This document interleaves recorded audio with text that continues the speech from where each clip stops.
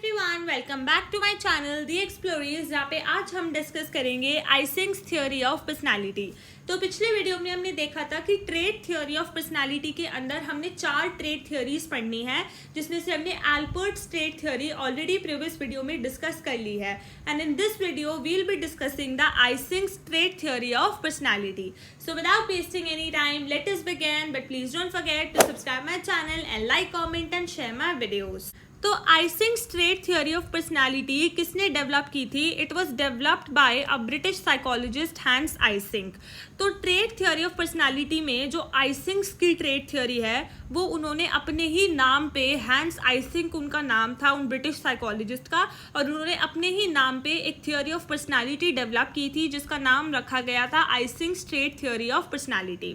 So he developed a theory of personality based on biological factors, arguing that individual inherit a type of nervous system that affects their ability to adapt to environment। तो hence icing का कहना ये था, इनकी जो theory थी of personality वो ये कहती थी कि जो एक इंडिविजुअल के बायोलॉजिकल फैक्टर्स होते हैं, या जो हमारी बायोलॉजी होती है, जो हमारे बॉडी के फंक्शंस होते हैं, या फिर जो भी जिस तरह का हमारा नर्वस सिस्टम होता है, उस हिसाब से एक इंडिविजुअल की पर्सनालिटी होती है। हैंस आइसिंग का कहना ये था कि एक इंडिविजुअल का जिस तरह का नर्वस सिस्टम होगा, अगर उसका नर्वस सिस्टम ओवर अराउज्ड होगा या उसका नर्वस सिस्टम अंडर अराउज्ड होगा, वो हम आगे पढ़ेंगे कि कैसे हमारी पर्सनालिटी इफेक्ट होती है हमारे बायोलॉजिकल फंक्शन से। लेकिन फिलहाल इतना समझो कि आइसिंग्स की जो ट्रेट थ्योरी ऑफ पर्सनालिटी है वो ये कहती थी कि कैसे हमारे जो बायोलॉजिकल फंक्शंस होते हैं, या हमारी जो फिजियोलॉजी होती है, जो भी हमारे बॉडी में फंक्शंस होते हैं, या हमारा नर्वस सिस्टम होता है, वो कैसे हमारी पर्सनालिटी पे और हमारे ट्रेट्स पे इम्पैक्ट डालता है। He used the technique called factor analysis and grouped certain factors into 3 different dimensions।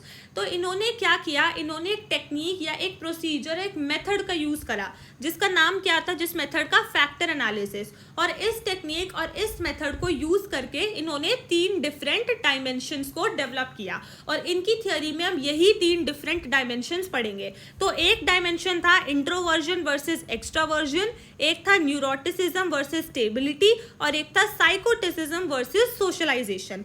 तो इन्होंने एक टेक्निक को यूज करके, फैक्टर एनालिसिस की टेक्निक को यूज करके ये 3 डायमेंशंस डेवलप किए, और हर एक डायमेंशन के अंदर इन्होंने कुछ ट्रेट्स की बात करी। So let us understand each dimension. तो सबसे पहला डायमेंशन जो इन्होंने बताया वो था इंट्रोवर्जन वर्सेस एक्सट्रोवर्जन। इन्होंने क्या बोला, that introverts are the people who are quiet, reserved, pessimistic, serious and are more focused towards oneself, whereas extroverts are those people who are carefree, outgoing, thrill seekers and are optimistic। Icing कहते हैं कि जो introverts लोग होते हैं वो बड़े quite से, बड़े चुप चुप से और शांत स्वभाव के लोग होते हैं। वो रिजर्व्ड से होते हैं कि अपने ऊपर ही फोकस करते हैं, अपने में ही लगे रहते हैं, सिर्फ अपने काम से वो मतलब रखते हैं, और वो बड़े सीरियस और पेसिमिस्टिक से होते हैं। लेकिन जो एक्सट्रोवर्ट्स होते हैं वो बड़े ही केयर फ्री होते हैं, कि मतलब वो हमेशा चिल रहते हैं, उन्हें कोई टेंशन नहीं होती। वो बहुत ज़्यादा थ्रिल सीकर्स और रिस्क टेकर्स होते हैं, कि मतलब उन्हें नई नई चीज़ें करना, नए नए रिस्क लेना, और उनको ये सब ट्राई करना, एडवेंचर करना लाइफ में, ये सब बहुत पसंद होता है। हमेशा बहुत हैप्पी गो लकी रहेंगे, हमेशा बहुत एंथुजियास्टिक रहेंगे और ऑप्टिमिस्टिक रहेंगे, कि वो कोई टेंशन नहीं लेते फालतू की। ऐसा सोचते हैं कि चलो जो होगा देखा जाएगा, सब ठीक होगा, अरे सोचो मत इतना, कोई टेंशन नहीं लेते, हमेशा ठीक रहते हैं, हमेशा पॉजिटिव रहते हैं, तो बड़े ऑप्टिमिस्टिक होते हैं। लेकिन जो इंट्रोवर्ट्स होते हैं, whereas on the other hand, वो बहुत जल्दी पेसिमिस्टिक और बहुत जल्दी नेगेटिव हो जाते हैं, बहुत जल्दी पैनिक करने लगते हैं, बहुत जल्दी एंग्शियस हो जाते हैं और बड़े सीरियस होते हैं। तो आइसिंग कहते हैं कि ऐसा क्यों होता है कि जो इंट्रोवर्ट्स होते हैं उनको लोगों की बिल्कुल ज़रूरत नहीं होती, वो अपने में ही खुश होते हैं, लेकिन एक्सट्रोवर्ट्स को लोगों की ज़रूरत होती है खुश होने के लिए। तो ऐसा इसलिए है क्योंकि extroverts inherit an under aroused nervous system, so they seek stimulation from outside, whereas on the other hand introverts inherit over aroused nervous system, thus they are already aroused from within and do not require stimulating environment। कि जो extroverts होते हैं उनका जो nervous system है वो under aroused होता है। अंडर अराउज्ड मीन्स कि उनका जो नर्वस सिस्टम होता है ना वो बड़ा रिलैक्स्ड होता है, वो बहुत काम होता है, वो बिल्कुल भी एक्साइटेड या बिल्कुल भी अराउज्ड या एक्टिवेटेड नहीं होता। तो इसीलिए उनको लोगों की ज़रूरत होती है। एक्सट्रोवर्ट्स को बाहर एनवायरनमेंट की या बाहर लोगों की बहुत ज़रूरत होती है, जिससे कि उनका नर्वस सिस्टम या फिर वो एक्साइटेड फील करे, वो अराउज्ड फील करे, या फिर वो एक्टिवेटेड फील करे। तो इसीलिए वो बाहर से एनवायरनमेंट से स्टिमुलेशन को लेते हैं और इसलिए वो ज़्यादा आउटगोइंग होते हैं। वेराज जो इंट्रोवर्ट्स होते हैं उनका जो नर्वस सिस्टम होता है वो ओवर अराउज्ड होता है, कि मतलब जो उनका नर्वस सिस्टम है वो ऑलरेडी काफ़ी ज़्यादा अराउज्ड है, वो ऑलरेडी बहुत एक्साइटेड है और ऑलरेडी बहुत एक्टिवेटेड है, वो रिलैक्स्ड स्टेट में नहीं होता। तो इसीलिए उनको बाहर से या लोगों की ज़रूरत नहीं होती अपने नर्वस सिस्टम को या अपने आप को एक्साइट करने के लिए या फिर अराउज करने के लिए, क्योंकि उनका nervous system already over aroused है। तो इसीलिए जो इंट्रोवर्ट्स होते हैं वो अपने में लगे रहते हैं और वो ज़्यादा क्वाइट और रिजर्व्ड नेचर के होता है। लेकिन एक्सट्रोवर्ट्स को बाहर लोगों की और एनवायरनमेंट की ज़रूरत होती है एक्साइट होने के लिए, एक्टिवेट होने के लिए और अराउज्ड फील करने के लिए, तो इसीलिए वो ज़्यादा आउटगोइंग होते हैं। तो आइसिंक इसलिए बोलते हैं कि कैसे हमारा जो टाइप ऑफ नर्वस सिस्टम है या कैसे जो हमारे बायोलॉजिकल फैक्टर्स हैं वो कैसे रिस्पॉन्सिबल है हमारी पर्सनालिटी को डिफाइन करने में, कि अगर हमारा वो सिस्टम अंडर अराउज्ड है तो हम एक एक्सट्रोवर्ट पर्सनालिटी हैं, और अगर हमारा नर्वस सिस्टम ओवर अराउज्ड है तो हम एक इंट्रोवर्ट पर्सनालिटी हैं। फिर उसके बाद जो आइसिंक ने सेकेंड डायमेंशन ऑफ पर्सनालिटी बताया वो था न्यूरोटिसिज्म वर्सेस स्टेबिलिटी।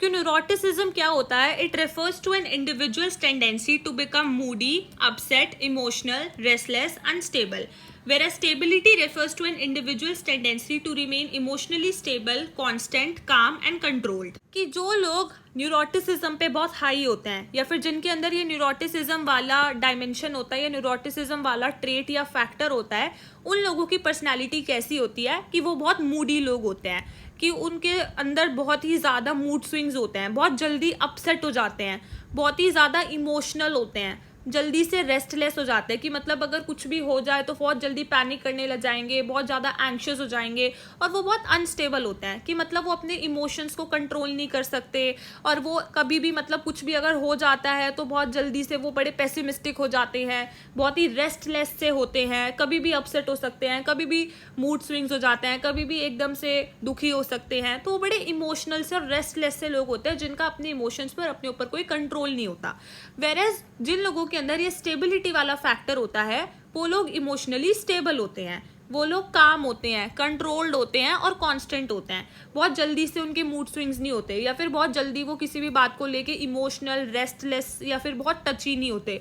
वो लोग अपने इमोशंस को या फिर अपने आप को काम रखना जानते हैं, अपने आप को कंट्रोल करना और कंट्रोल रखना जानते हैं। तो आइसिंक कहते हैं कि ऐसा क्यों होता है कि कुछ लोगों की पर्सनालिटी न्यूरोटिसिज्म वाली होती है और कुछ लोगों की पर्सनालिटी स्टेबिलिटी वाली होती है। So according to Eysenck, people who are high on neuroticism have highly reactive sympathetic nervous system to stressful situations and people who are stable have less reactive sympathetic nervous system। कि जो neurotic personality के लोग होते हैं उनका जो sympathetic nervous system होता है वो हाईली रिएक्टिव होता है, उनका सिंपैथेटिक नर्वस सिस्टम बहुत जल्दी रिएक्ट करता है किसी भी स्ट्रेसफुल या थ्रेटफुल सिचुएशन पे, कि जब भी कोई स्ट्रेसफुल या थ्रेटफुल सी सिचुएशन सामने आ जाती है तो उनका सिंपैथेटिक नर्वस सिस्टम बहुत जल्दी अराउज्ड, बहुत जल्दी एक्टिवेटेड और एक्साइटेड हो जाता है।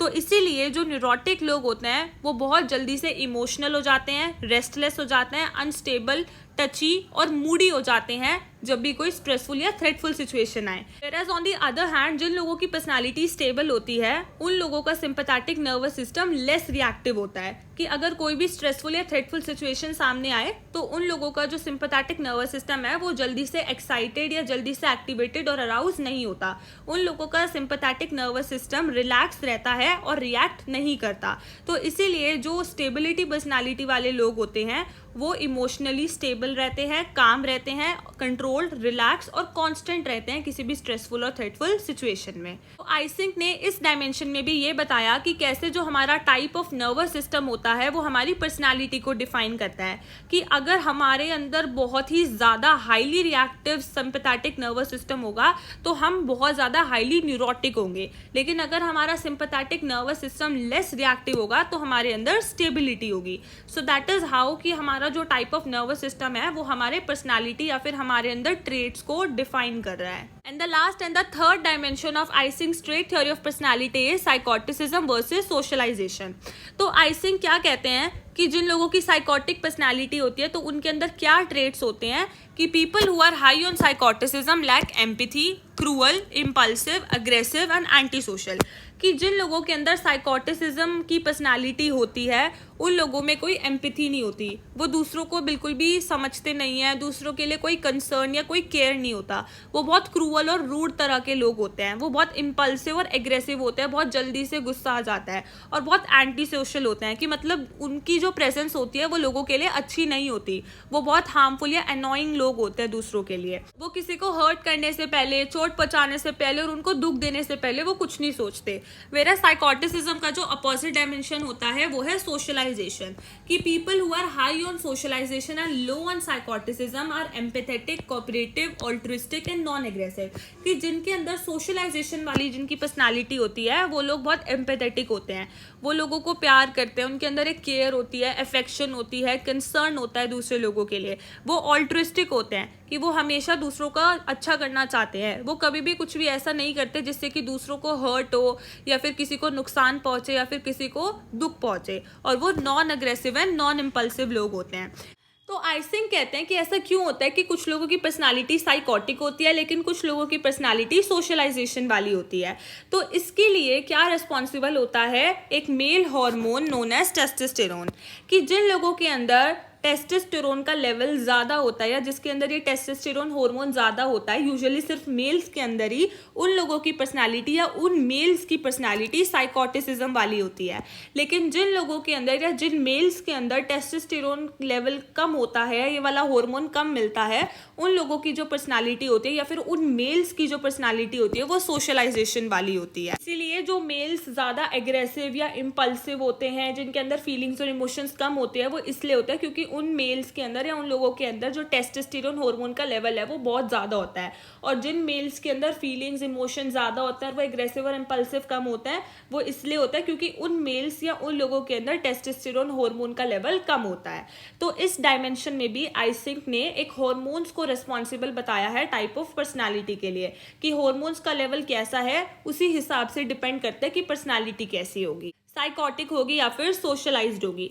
फिर उसके बाद जो हैंस आइसिंक थे उन्होंने साइबल बीजी आइसिंक के साथ मिलके एक क्वेश्चनएयर डेवलप किया था जिसका क्या नाम था, आइसिंक पर्सनालिटी क्वेश्चनएयर और EPQ। क्यों डेवलप किया था? To measure and assess the traits और डायमेंशंस ऑफ पर्सनालिटी, कि आइसिंक ने जो भी अपने डायमेंशंस दिए थे अपनी थ्योरी में वो मेजर करने के लिए कि किसी इंडिविजुअल की पर्सनालिटी किस टाइप की है, उसके अंदर कौन से ट्रेट्स ज़्यादा हैं, कौन से ट्रेट्स कम हैं, वो किस डायमेंशन में लाई करता है, कि कोई इंडिविजुअल न्यूरोटिक है या स्टेबल है, इंट्रोवर्ट है या एक्सट्रोवर्ट है, साइकोटिक है या सोशलाइज्ड है। तो लोगों की पर्सनालिटी के बारे में जानने के लिए आइसिंक ने यह क्वेश्चनएयर डेवलप किया था। So this was all about the Ising's trait theory of personality. So hope you like my video. Please like, comment and share.